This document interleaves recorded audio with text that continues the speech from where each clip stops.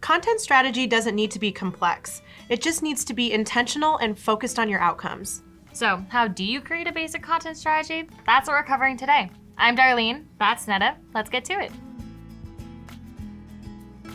Your content strategy should be simple and outline the actions that you need to take with that content to engage your customers. For example, Facebook posts with pictures and a geotag are great for a food tour business that needs to create that buzz about some of the places you take people.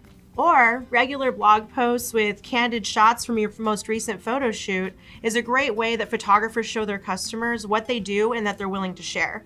Taking them on that journey with you is key. So here's our 5 tips on creating website content strategy. Identify what's unique about your site or business. This is the why and the how of your business. If you're the only business in town that makes organic gluten-free pizza crust and bread, be sure your strategy communicates that clearly. Conduct a website content audit. Scroll through all the pages of your existing site. Are you missing an About Us page? Do you have calls to action on your product pages? Or are there text blocks that have no reason to be there? Be clear and concise or trim an ad when needed. Target your customer personas.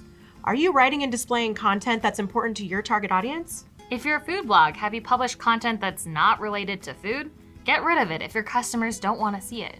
They want to know where you've eaten last and what's good to nom on. Include essential content. Write a thought leadership blog or white papers or even an ebook. This will help showcase your business's area of expertise. Include testimonials from your current customers.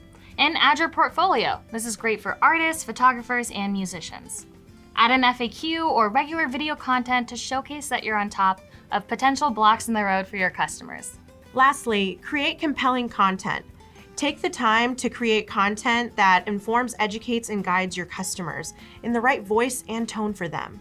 Proofread and publish it in a predictable and regular cadence. If your business is in jewelry creation, write about a particular piece you're crafting and include pictures or videos of the process.